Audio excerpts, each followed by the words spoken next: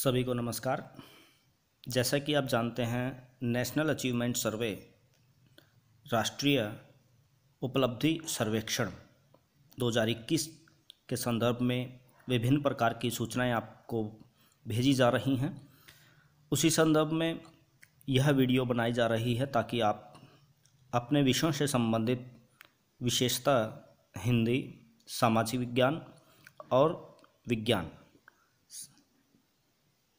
से संबंधित प्रश्नों को हल करने में आप जो है असुविधा महसूस न करें। पहली कक्षा से 10वीं कक्षा तक का यह सर्वेक्षण किया जाना है। 12 नवंबर को यह परीक्षा आयोजित की जाएगी, नेशनल अचीवमेंट सर्वे। अतः आप इस वीडियो के माध्यम से किस प्रकार से विज्ञापन को देखकर प्रश्न हल किए जाते हैं या अपठित गद्यांश पढ़कर आप किस प्रकार से प्रश्नों को हल कर सकते हैं, आप सीखेंगे। सबसे पहले चलते हैं आदर्श प्रश्न पत्र की ओर, जो 10वीं कक्षा के लिए बौद्धिक, तार्किक और विश्लेषणात्मक समझ को परखने के लिए निर्मित किया गया है। विज्ञापन को पढ़कर आप उपयुक्त जवाब दीजिए। ऐसे प्रश्न आपको बहुविकल्पीय रूप में पूछे जाएंगे। देखिए, आपको एक विज्ञापन दिया जा रहा है, चित्र आपके सामने जो है प्रस्तुत है। नोवल कोरोना वायरस कोविड-19। आपने चित्र को अच्छे से देख लेना है और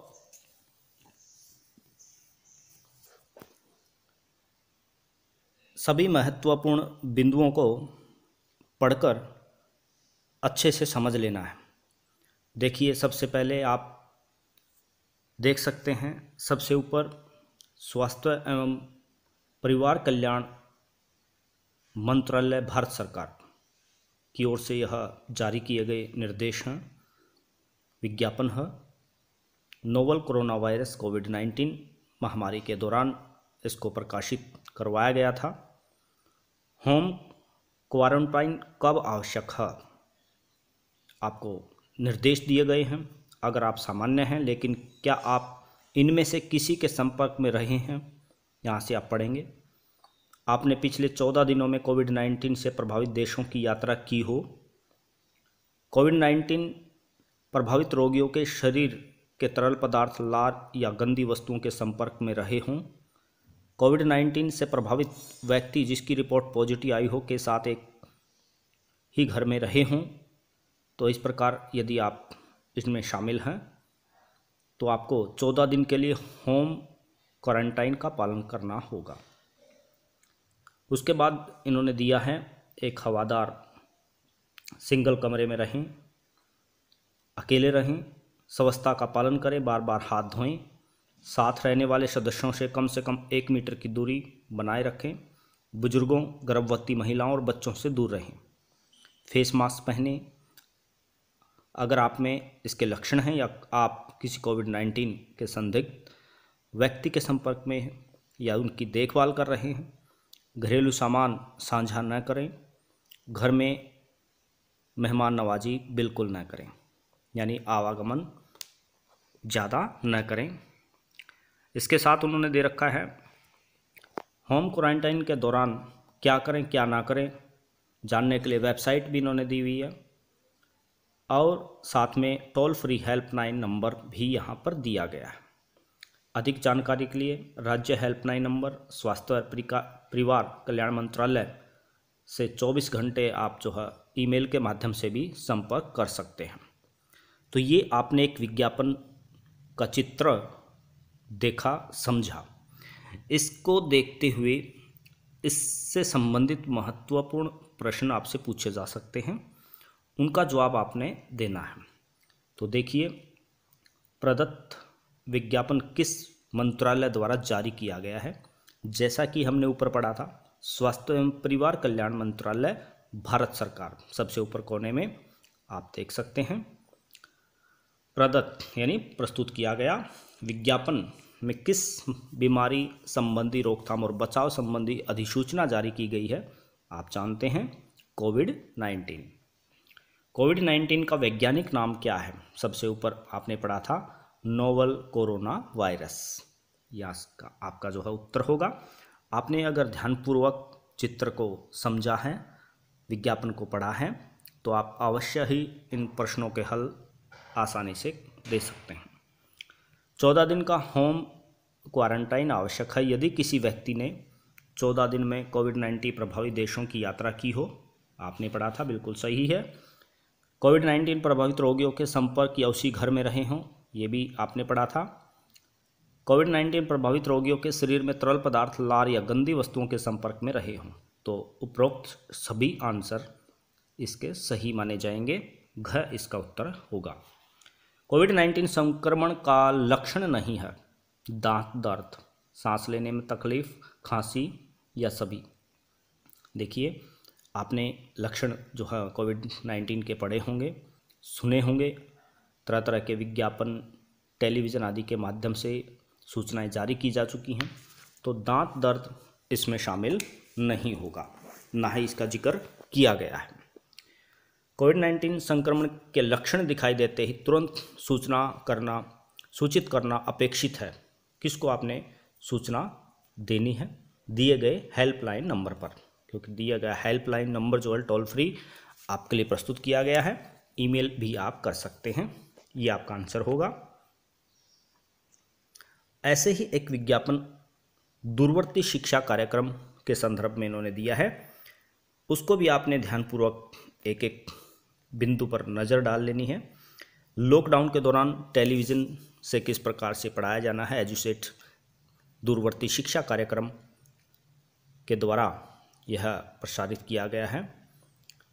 तो देखिए, लॉकडाउन के चलते विद्यार्थियों के लिए 35 का मंत्र है, स्टे एट होम। 3S का मंत्र है, S यानी stay at home, S school at home, study at home, 3S। Haryana Edusat प्रसारण हेतु चैनल नंबर है। हरियाणा एजुसेट के माध्यम से जो है ये चैनल्स दिए गए हैं, इन पर समय समय पर शिक्षावर्ती कार्यक्रम चलते रहते हैं, दूरवर्ती शिक्षा कार्यक्रम दर्शाए जाते हैं। साइड में आप देख सकते हैं, लॉकडाउन में टीवी के उपयोग से दूरवर्ती शिक्षा उपलब्ध करवाने वाला हरियाणा देश का पहला राज्य बना। यह आपने पढ़ा, हरियाणा पहला राज्य बना जिन्होंने इस कार्यक्रम को आगे बढ़ाया। एनसीईआरटी के स्वयं प्रभा के लिए चैनल नंबर दे रखे हैं, तो यहाँ आप देख सकते हैं स्वयं प्रभा एनसीईआरटी द्वारा। शिक्षक जो हैं प्रतिदिन फ़ोन या व्हाट्सएप के माध्यम से छात्रों से संपर्क कर सकते हैं, यहाँ पर लिखा हुआ है। इसी के अनुसार नीचे जो है लॉकडाउन अवधि के दौरान छात्रों के शैक्षणिक नुकसान को रोकने के लिए हरियाणा एजुसेट के माध्यम से टेलीविज़न से जुड़ा राज्य भर के सरकारी तथा निजी स्कूलों में पढ़ने वाले कक्षा 1 से 12वीं के 52 लाख छात्रों के लिए, आपने देखा 52 लाख, यानी जो महत्वपूर्ण बिंदु हैं उनको आप अंडरलाइन भी कर सकते हैं। ई लर्निंग प्लेटफॉर्म तैयार किया गया है। पुनः प्रसारण सुविधा के लिए हिंदी और अंग्रेजी में मॉड्यूल उपलब्ध है। नीट और जी की तैयारी जो है भी आप विद्यार्थी कर सकते हैं। विशेष प्रबंध हरियाणा शिक्षा विभाग द्वारा किया गया है। तो ये आपने देखा, हरियाणा शिक्षा विभाग द्वारा यह विज्ञापन जो है प्रसारित है।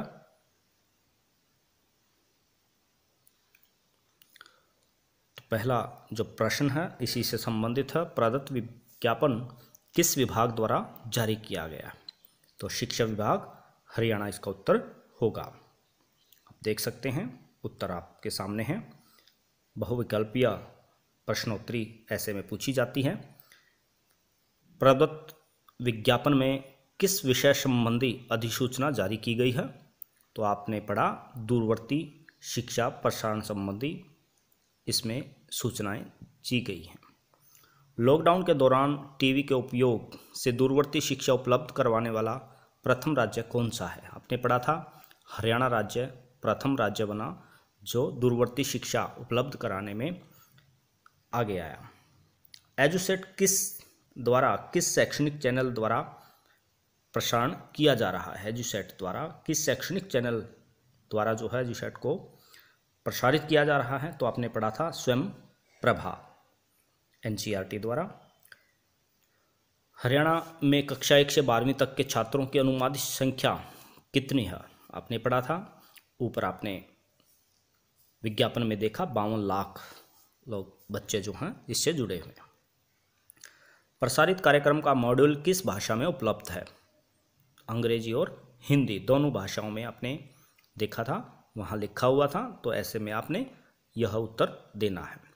तो प्रिय विद्यार्थियों, कहने का तात्पर्य है ऐसे चित्र देखकर कोई प्रश्नोत्तरी आपके सामने उपलब्ध होती है, चाहे वो विज्ञान से संबंधित हो, सामाजिक विज्ञान यानी सोशल साइंस से संबंधित हो, या हिंदी विषय से, तो आपने ध्यानपूर्वक उसको पढ़कर उत्तर देने हैं। अब चलते हैं अगला प्रश्न। अपठित गद्यांश आधारित दिए गए प्रश्नों के सही विकल्प चुनिए। यानी अपठित गद्यांश आपको दिया जाएगा। वार्षिक परीक्षा में भी अपठित गद्यांश आपके आते रहे हैं। उसकी तैयारी के साथ साथ यह राष्ट्रीय सर्वेक्षण जो उपलब्धि सर्वेक्षण किया जा रहा है 12 नवंबर को, उसमें भी आपकी जो इससे काफ़ी सहायता आपकी होगी। तो आप इसको ध्यानपूर्वक पढ़ेंगे। अपठित गद्यांश के लिए कुछ महत्वपूर्ण बातें आपको ध्यान में रखनी होती हैं। सबसे पहले आप अपठित गद्यांश को ध्यानपूर्वक पूरा पढ़ेंगे। महत्वपूर्ण बिंदुओं को आपने अंडरलाइन कर लेना होता है, ये आपने ज़रूर ध्यान रखना है। उसके बाद अपठित गद्यांश में, यानी जो गद्यांश आप पढ़ रहे हैं उसमें कठिन शब्दावली को भी आपने समझ लेने का भरपूर प्रयास करना है। यानी उनको वाक्य के अनुसार आपने कठिन अगर कोई शब्द आ जाता है तो वाक्य के अनुसार उसका क्या अर्थ निकलता है उसका ढूंढने का प्रयास कर लेना है, अंडरलाइन कर सकते हैं। उचित शीर्षक पर ध्यान देना है, किस विषय में यह गद्यांश जो है लिखा गया है, यह भी अति आवश्यक है। और अंत में प्रश्नावली संबंधी जो विशेषता महत्वपूर्ण बिंदु हैं उनको आपने दोबारा से प्रश्नों के साथ पढ़कर उत्तर देना है। तो ऐसे गद्यांश के लिए आप तैयारी करेंगे। तो पढ़ते हैं अपठित गद्यांश, इसको आप लिख सकते हैं और समझ सकते हैं। शिक्षा केवल तभी बच्चों के आत्मिक जीवन का अंश बनती है जबकि ज्ञान सक्रिय कार्यों के साथ अभिन्न रूप से जुड़ा हो। बच्चों से यह आशा नहीं की जा सकती कि पहाड़े या समकोण चतुर्भुज का क्षेत्रफल निकालने के नियम से आप उन्हें आकर्षित करेंगे। जब बच्चा यह देखता है कि ज्ञान सृजन के या श्रम के लक्ष्यों की प्राप्ति का साधन है, तभी वह ज्ञान पाने की इच्छा उसके मन में जागती है। अध्यापक के रूप में सदैव यह प्रयास होना चाहिए कि छोटी आयु में ही शारीरिक श्रम में बच्चों को अपनी होशियारी और कुशाग्र बुद्धि का परिचय देने का अवसर मिले। स्कूल का एक सर्वाधिक महत्वपूर्ण कार्यभार है बच्चों को ज्ञान का प्रयोग करना सिखाना। छोटी कक्षा में यह सबसे ज़्यादा खतरा होता है कि ज्ञान निरर्थक बोझ बनकर रह जाएगा, क्योंकि इस आयु में बौद्धिक श्रम नई नई बातें सीखने से ही संबंधित होता है। इस प्रकार यह नितांत आवश्यक है कि शिक्षा को शारीरिक श्रम सहित व्यवहारिक ज्ञान के साथ जोड़ा जाए। ऐसा करना सीखने के भाव को सरल, बोधगम्य और रोचक बनाने के साथ साथ उसकी जन्मजात शक्तियों को जागृत कर उसकी आत्मा से भी जोड़ता है। यह सदैव से ही प्रत्येक शिक्षार्थी की स्वाभाविक मांग, इच्छा और अधिकार रहा है। तो यहाँ पर हमने पढ़ा अपठित गद्यांश जो बालक या शिक्षार्थी की शिक्षा संबंधी अधिकार और उसकी अपनी इच्छा, अपनी सृजनात्मक कौशल की ओर ध्यान आकर्षित करने पर महत्वपूर्ण बल यहाँ पर दिया गया है। अब पढ़ते हैं इसके प्रश्नों को, जो आपने ऊपर गद्यांश को देखकर महत्वपूर्ण बिंदुओं को आप जो है रेखांकित भी कर सकते हैं। पढ़कर आप उत्तर देंगे। सबसे पहला प्रश्न देखिए, शिक्षा का वास्तविक अर्थ क्या है? श्रम करना, ज्ञान का अर्जन करना, ज्ञान का व्यवहारिक प्रयोग, विषय पर पूर्ण अधिकार। तो हमने ऊपर पढ़ा था, ज्ञान का जब हम प्रयोग अच्छे से कर लेते हैं तो व्यवहारिक प्रयोग करना सीखना ही शिक्षा का वास्तविक अर्थ यहाँ होगा। शिक्षा प्राप्ति की इच्छा कब जागृत होती है, कब जागती है? तो आपने ऊपर पढ़ा है, जब हम देखें कि ज्ञानवान मनुष्य ही प्रवचन का अधिकारी है, ऐसी बात हमने नहीं पढ़ी। जब हम देखें कि ज्ञान के द्वारा इस समस्त सुखों का लाभ उठा सकते हैं, यह बात भी हमने ऊपर नहीं पढ़ी। जब हम देखें कि ज्ञान के द्वारा ही गणित सीख सकते हैं, यह भी बात जो है गद्यांश में रेखांकित नहीं की गई है। जब हम देखें कि ज्ञान के द्वारा ही सृजनात्मक संभव है, सृजनात्मकता जो है संभव है, तो यहाँ हमने पढ़ा कि बच्चा जो है क्रिएटिव हो जाता है, ऐसी बातें हमने ऊपर पढ़ी हैं। तो सही उत्तर जो है घ होगा। अगला प्रश्न देखिए, अध्यापक के रूप में सदैव यह प्रयास होना चाहिए कि छोटी आयु में ही शारीरिक श्रम में बुद्धि की आवश्यकता नहीं होती, ऐसा गलत है। शारीरिक श्रम में बच्चों को अपनी होशियारी और कुशाग्र बुद्धि प्रदर्शन का अवसर मिले, यह वाक्य हमने ऊपर पढ़ा था। तो ऐसे आप ढूंढने में जो है आपको मदद मिलेगी, तो यही आंसर इसका सही होगा। गद्यांश के अनुसार ज्ञान निरर्थक बोझ बन जाता है जब उस ज्ञान पर पूर्णतः अधिकार न हो पाए। ऐसा ज्ञान प्राप्त करना कि उसका कहीं प्रयोग न किया जा सके, जब तक उसे कक्षा तक सीमित न किया जाए, जब उसे शारीरिक श्रम से जोड़ा जाए। तो ये देखिए, हमने अंत में पढ़ा था कि बच्चा सदैव प्रत्येक विद्यार्थी स्वाभाविक मांग, इच्छा और अधिकार रहा है। यानी बच्चा जो है शारीरिक श्रम के साथ साथ व्यवहारिक ज्ञान प्राप्त करता है। तो इसमें आपका सही उत्तर जो है आप देख सकते हैं, जब उसे शारीरिक श्रम से जोड़ा जाए नहीं होगा, यह उत्तर भी गलत है। जब उसे कक्षा तक सीमित न किया जाए, यह भी गलत हो जाएगा। ज्ञान उसका प्रयोग कहीं न किया जा सके, जब ज्ञान पर पूर्णतः अधिकार न हो पाए, यानी बच्चे का अधिकार यदि ज्ञान पर नहीं है तो वह बोझ बन जाता है। क उत्तर इसका सही होगा।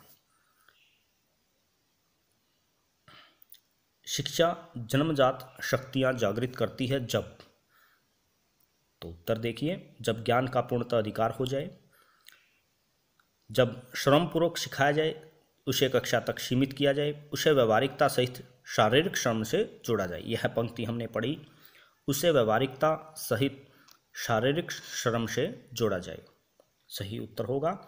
स्कूलों का